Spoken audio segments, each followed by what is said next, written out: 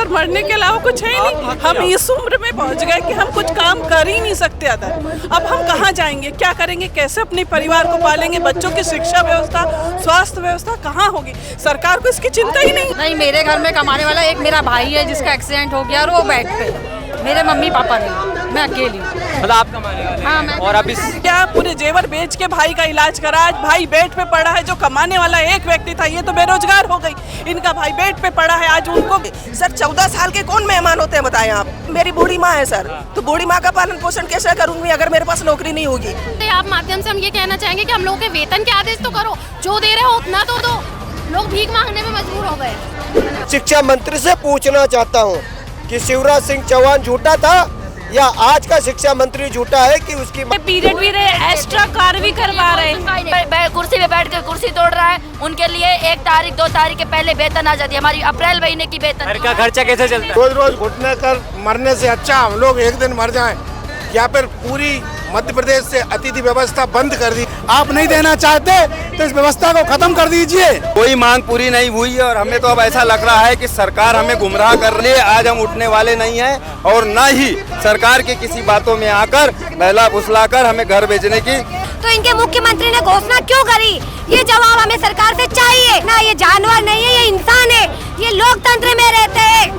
देश की राजधानी भोपाल में एक बार फिर अतिथि शिक्षकों ने डेरा डाल दिया है। उनका कहना है कि यदि अब मांग पूरी नहीं होती तो मध्य प्रदेश की राजधानी भोपाल में अतिथि शिक्षक डेरा डाले रहेंगे। इससे पहले 10 तारीख को एक बड़ा आंदोलन देखने को मिला अतिथि शिक्षकों का, लेकिन आज फिर वही बड़ा आंदोलन देखने को मिला है। उनका कहना है कि सरकार ने जो वादे तो किए हैं लेकिन वो पूरे नहीं हो रहे। तमाम अतिथि शिक्षक हमारे सामने देख सकते हैं, बड़ी संख्या में अतिथि शिक्षक यहाँ पे मैदान में अम्बेडकर पार्क में मौजूद हैं। अब इन लोगों से बात करेंगे और इनसे जानेंगे कहाँ से आप आए हैं, क्या नाम है आपका? सबसे पहले आपका नाम? ऋचा चौरसिया। कहाँ से आए आप? हम कटनी जिले से आए हैं। आप 10 तारीख को भी आए थे, एक बड़ा प्रदर्शन हुआ नहीं, था। उसमें हम नहीं आ पाए थे, किसी कारण वजह से हम नहीं आ पाए थे। आज हम आए हैं नियमितीकरण करके ही। क्या मांगे हैं?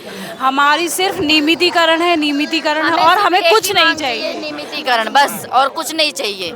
क्योंकि शिवराज सिंह चौहान जो पूर्व मुख्यमंत्री थे, उन्होंने 2 सितंबर को हमें बुलाया और हमें बोला कि आपको 62 वर्ष और नियमितीकरण की मांगे पूरी होगी। घोषणा पत्र में वो मांगे पूरी नहीं हुई, हमें सिर्फ नियमितीकरण चाहिए, बस हो गया। और हमारी कोई मांग नहीं है, सिर्फ दूर दराज से अतिथि शिक्षक आते हैं और यहाँ परेशान होते हैं। हम इससे इतने गर्मी में परेशान हो रहे हैं, वो अपने एसी में बैठे हैं, उनको क्या फर्क पड़ रहा है?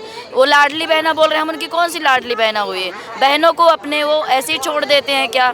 उनकी कोई एक शर्त पूरी नहीं कर सकते, क्या करेंगे? वो थूक कर चाटने वाला काम कर रहे हैं, दो थूक के चाट लेते हैं, वो वाला काम कर रहे हैं वो।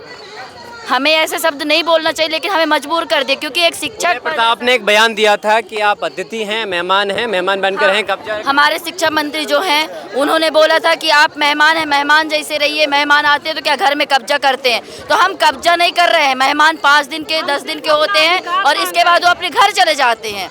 लेकिन हम 10 साल 15 साल 20 साल से 3 साल से जो अतिथि शिक्षक कार्यरत हैं और मेहनत से कर रहे हैं, अपने लगन से कर रहे हैं। अपने बच्चों को जो रेगुलर टीचर है वो नहीं पढ़ा रहे, पूरा अतिथि शिक्षक पूरा भार, कार्यालय का जो भार है वो मेहनत पूरा संभाले, ऑफिस से लेके भी कर रहे हैं और पढ़ा भी रहे हैं, पूरे पीरियड भी रहे, एक्स्ट्रा कार्य भी करवा रहे हैं। जो कुर्सी पे बैठ कर कुर्सी तोड़ रहा है, उनके लिए 1 तारीख 2 तारीख के पहले वेतन आ जाती है। हमारी अप्रैल महीने की वेतन। घर का खर्चा कैसे चलता है? वेतन नहीं आई कैसे चलता है? क्या नाम है मैम आपका? रजिया शेख। कितने टाइम से पढ़ा रहे हैं आप? मेरे को हो गया सर 8 साल। 8 साल हो गए हैं। अभी जॉब नहीं है आपके पास, आप अभी पढ़ा रहे हैं? नहीं पढ़ा हूँ, अभी प्रेजेंट में हूँ। जी जी जी। जो लोग नहीं पढ़ा पा रहे हैं उनका घर का खर्चा कैसे चलता होगा? सर ये सवाल तो हम सरकार से करना चाहते हैं ना। घर के तंगी से आकर कई लोग ने तो जहर खा लिया, फांसी लगा लिया, आत्महत्या कर रहे हैं, सुसाइड कर रहे हैं। और क्या करेंगे वो? कभी किससे मांगे, कहीं 1000 2000, किसका खर्चा 1000 2000 चल रहा है? हाँ, कहाँ से हैं बताइए?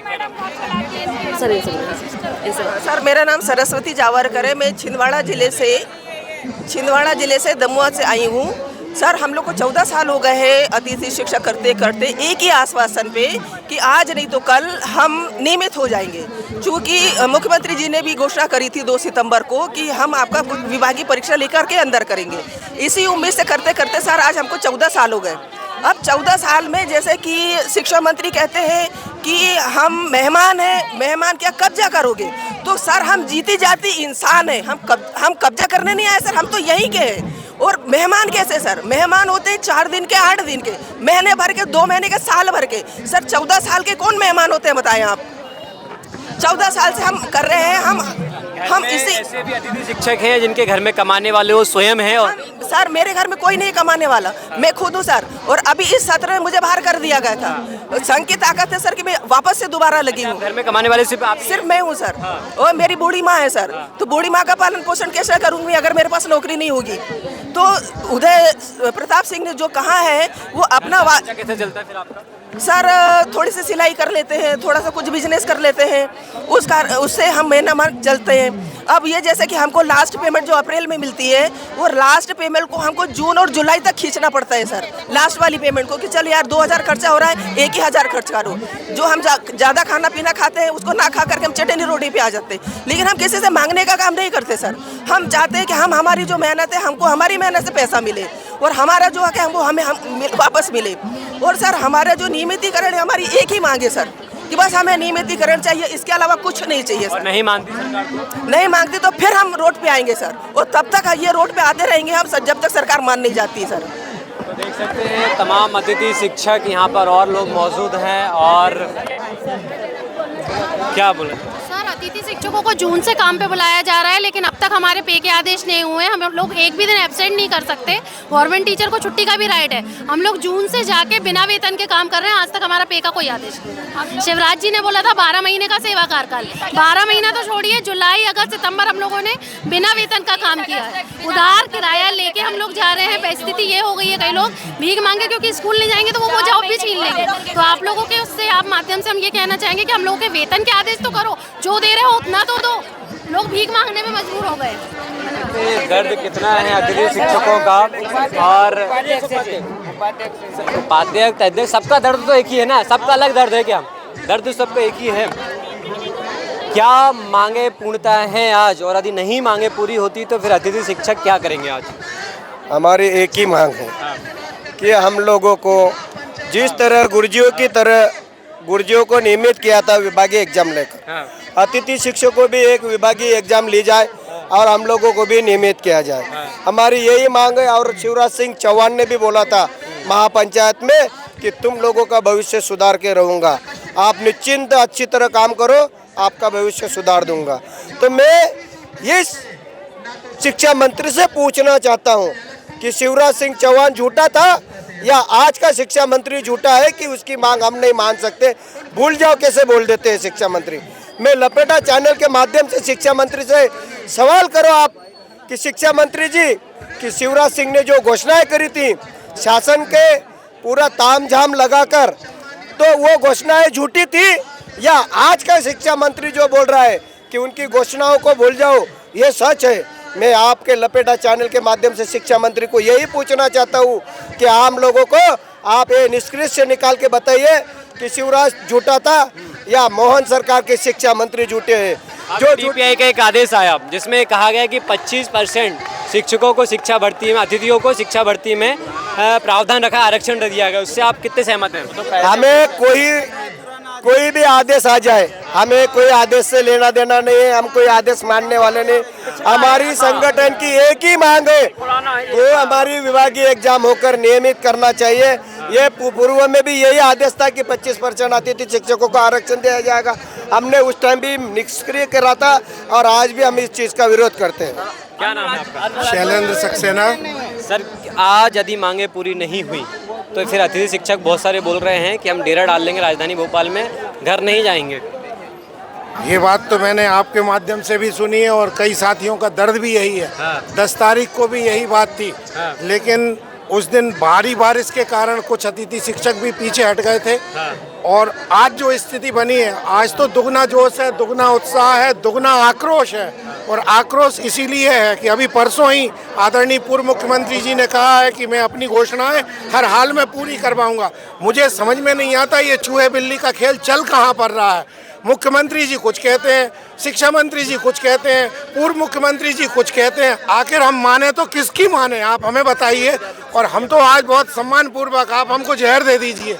ये रोज रोज घुटने की रोज रोज घुटने कर मरने से अच्छा हम लोग एक दिन मर जाएं।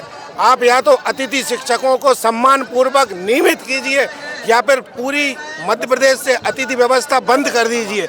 मैं एक बात और पूरे सम्मान से कह रहा हूँ, मध्य प्रदेश में, छत्तीसगढ़ में, उत्तराखंड में, झारखंड में कई स्थानों पर अनेक भाजपा की सरकारें हैं। उन लोगों ने कैसे कर दिया अतिथियों का भला। आपके लिए कौन सी बाधा है? आप अतिथियों के लिए व्यवस्था नहीं है, वित्त विभाग बाधा बन रहा है ना। आपने विधायकों के आवास के लिए क्यों स्वीकृति दे दी? पूर्व विधायक मानदेय बढ़ाने की मांग कर रहे हैं, उनके लिए कहाँ से स्वीकृति दे दी? सारा का सारा समस्या अतिथियों के लिए है। ये जुमलेबाजी नहीं चलेगी, ये धोखेबाजी नहीं चलेगी, ये पाखंड नहीं चलेगा। आज यदि मांगे पूरी नहीं हुई तो राजधानी भोपाल में बिल्कुल डेरा डालेंगे और डालना चाहिए। संगठन में शक्ति है, बंद मुट्ठी लाख की, खुल गई तो खाक की। संगठन में हो गया कि संगठन का अतिथि शिक्षक एकत्रित है आज भी। मैं लपेटा के माध्यम से एक विशेष बात कहना चाहूँगा। सबसे पहले तो लपेटा चैनल का बहुत बहुत धन्यवाद। लेकिन मध्य प्रदेश में 15 वर्षों से लगातार अतिथि शिक्षक जो जूझ रहा है मांगों को लेकर, अब तक की पूरी नहीं हुई। लेकिन लगातार 4 महीने से मध्य प्रदेश की तमाम स्कूलों में स्कूलों की अव्यवस्था बदहाल है। ऐसे में सिर्फ अतिथि शिक्षकों को खत्म करने के लिए मध्य प्रदेश के तमाम बच्चों के भविष्य के साथ सरकार खिलवाड़ कर रही है। मतलब ये है कि मांग पूरी होगी या फिर आंदोलन करेंगे? तो कंटिन्यू लगातार आंदोलन करते हैं। देखिए सर, सरकार और डीपीआई विभाग जो भी सरकार और सरकार के जितने भी विभाग है लगातार हमें गुमराह करने का प्रयास कर रहे हैं। पुराने से पुराने आदेश निकाल रहे हैं। 25% वाला आदेश पुराना आदेश है, वो नया आदेश नहीं है। नया आदेश में खुद शिवराज सिंह जी ने कहा है 50% आरक्षण देंगे। 50% वाली कोई बात ही नहीं, उन्होंने सीधे सीधे मना कर दिया।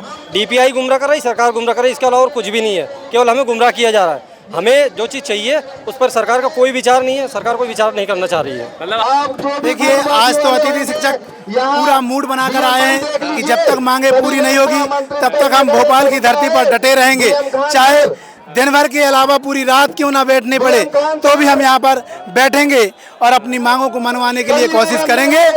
या तो मुख्यमंत्री जी हमारे प्रतिनिधिमंडल से बात करें और ये बता दे कि हम आपका नियमितीकरण पदस्थापित नहीं करेंगे, तो अतिथि शिक्षक व्यवस्था आज से ही पूरी तरह खत्म कर दे। ये अतिथि शिक्षक व्यवस्था को वर्तमान में चालू रखने की आवश्यकता नहीं है। जब व्यवस्था खत्म हो जाएगी तो कोई भी अतिथि शिक्षक आपसे मांग मनवाने के लिए भोपाल की धरती पर नहीं आएगा, क्योंकि 16-17 वर्षों से जो इन्होंने त्याग तपस्या किया है उसके बदले में कुछ चाहता है कि हमारा भविष्य सुरक्षित हो, हमारा नियमितीकरण हो, हमारी नौकरी पक्की हो। लेकिन अगर नहीं, आप नहीं देना चाहते तो इस व्यवस्था को खत्म कर दीजिए। मतलब आज अतिथि शिक्षक डटे रहेंगे राजधानी भोपाल में? आज पूरे अतिथि शिक्षक राजधानी भोपाल में डटे रहेंगे। दिन भर तो अभी है ही, रात भर भी अगर डटना पड़े तो डटेंगे, लेकिन मांगों को पूरा करवाएंगे। अब देखना है कि अतिथि शिक्षक लगातार मांगों को लेकर अब अपनी मांग लड़ रहे हैं और आने वाला टाइम अतिथि शिक्षकों का कितना वो रहता है क्या? आप चिंता मत करिए। आज फिर एक बड़ा आंदोलन, 10 तारीख को आंदोलन देखने को मिला। हजारों की संख्या में अतिथि शिक्षक थे। आज भी हजारों की संख्या में अतिथि शिक्षक यहाँ पे पहुंचे हैं। क्या लग रहा है, सरकार ने जो पहले आपने मुख्यमंत्री से मुलाकात की, अपनी मांगों को रखा, वो मांगे पूरी नहीं हुई?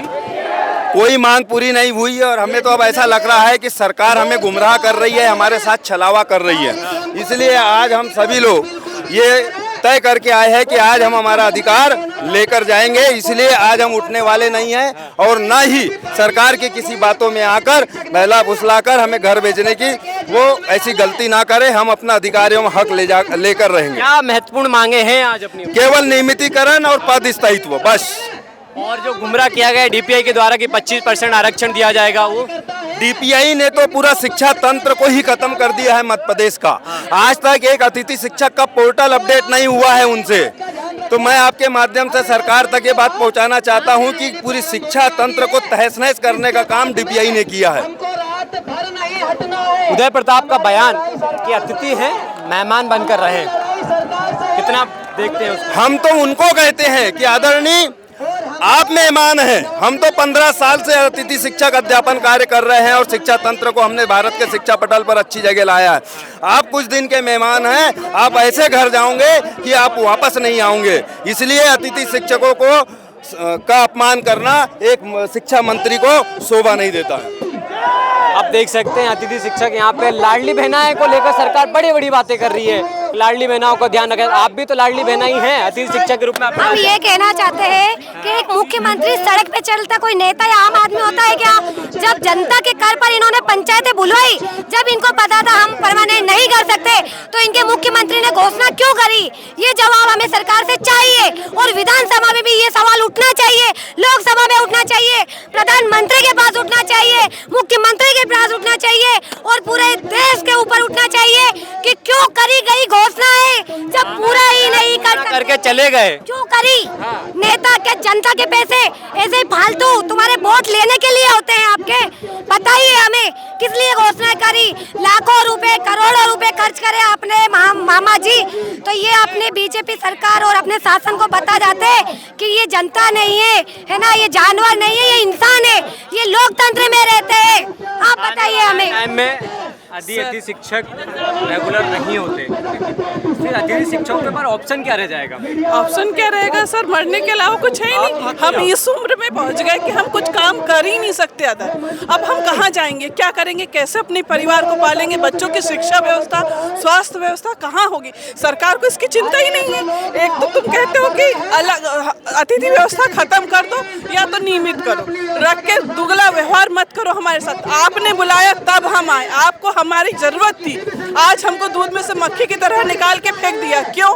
आज हम आपके लिए उपयोगी नहीं रहे? आपने आज भी इतने पद खाली, अगर वो चाहे तो पूरी भर्ती कर ले। हम सारी परीक्षाएं पास है, पात्रता परीक्षा, चयन परीक्षा, सारी परीक्षाएं पास है, फिर भी आज हमारे को वो मान सम्मान नहीं मिलता। अतिथि शिक्षक का पद क्यों है? हमें शिक्षक चाहिए, नियमितीकरण चाहिए, नियमित शिक्षक पद चाहिए। जाएंगे आज? बिल्कुल लेके जाएंगे। तो देख सकते हैं तमाम अतिथि शिक्षक। आपके घर में कमाने वाले कितने लोग हैं? नहीं, मेरे घर में कमाने वाला एक मेरा भाई है जिसका एक्सीडेंट हो गया और वो बेड पे। मेरे मम्मी पापा नहीं, मैं अकेली। मतलब आप कमाने वाले हाँ, हैं। और अभी सैलरी नहीं आती, फिर कैसे घर पे काम चलता है? मेरे जो भाई था वो करता था, लेकिन अभी तो उसका भी एक्सीडेंट हो गया है, तो हम लोग तो निर्भर ही अलग हो जाते हैं। सर पूरे जेवर बेच के भाई का इलाज कराया है, इनके यहाँ पूरे जेवर बेच के भाई का इलाज करा। आज भाई बेड पे पड़ा है। जो कमाने वाला एक व्यक्ति था ये तो बेरोजगार हो गई, इनका भाई बेड पे पड़ा है। आज उनको हर बेड पे पूरा करना पड़ता। बहन उसको छोड़ के आई है आज। इसके लिए सच तमन्ना उनकी जोश को, जज्बे को।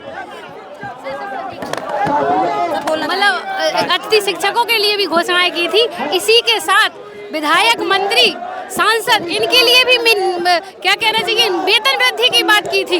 लेकिन माननीयों के वेतन वृद्धि के तो आदेश हो गए, लेकिन आज हम अतिथि शिक्षक वो कर रहे हैं आंदोलन। क्या जो हमारे नेता हैं, क्या उन्होंने आंदोलन किए? उनके आदेश चुनाव होने से पहले हो गए थे। सभी माननीय नेताओं के जो वृद्धि की हुई थी उनके आदेश हो गए थे, उन्हें मिल रहा है। उनके लिए नए नए आवास। आप ये कह रहे विधायक और मंत्री को जो बात की तो हो गया, लेकिन अतिथि शिक्षक आज रोड पर है। मैं आजाद स्कूल अतिथि शिक्षक संघ से प्रदेश प्रवक्ता पद पर अमिता बांद्रे। मैं आज मुख्यमंत्री जी को ये संदेश देना चाहती हूँ कि हम आपके साथ जब कदम से कदम मिलाकर चले थे, हमने आपका सहयोग किया था, तो आज आपका दायित्व तो हमारे प्रति बनता है कि हमारा सहयोग करें। आज हम आए हैं, करो या मरो, आज हम अपना अधिकार लेकर जाएंगे। नहीं चाहिए हमको लाडली बहना के 1250 रुपए, हमको अपना अधिकार, अपनी मेहनत, अपनी रोजी रोटी का पैसा चाहिए। 1998 में जब शिवराज दिग्विजय सिंह ने शिक्षा कर्मी लाए थे, तब यही विदेश में जब शिवराज सिंह सरकार थी तो शिवराज जी ने बोला था कि मैं ये दिग्विजय सिंह का पाप काट रहा हूँ। तो 2008 में जो अतिथि व्यवस्था तुमने पाप किया, वो पाप कब काटेंगे? तो देख सकते हैं अतिथि शिक्षकों का दर्द। आज इतनी कड़कती धूप में, जहाँ मेरे को 10-15 मिनट हुए हैं सिर्फ इस मैदान में हुए, मैं पसीना पसीना हो चुका हूँ, धूप सहन नहीं हो रही। बेचारे ये इतने दूर दराज से आए हैं, कोई अपने बच्चों को छोड़ के आया है, कोई परिवार में कोई सदस्य नहीं है जो ताला लगा के आया है। 200-300 किलोमीटर का सफ़र करके रात में जग कर सिर्फ इसलिए कि वो रेगुलर हो जाएं, अपने परिवार का लालन पोषण ठीक से कर सके। लेकिन मंत्री और मुख्यमंत्री के कानों पर रूह नहीं रिंगती। लगातार वादे तो बहुत बड़े बड़े हैं, शिवराज ने भी वादे किए, मोहन यादव ने भी वादे किए, लेकिन पूरे एक भी होते नजर नहीं आ रहे। संजय के साथ राघव शर्मा की रिपोर्ट है भोपाल से।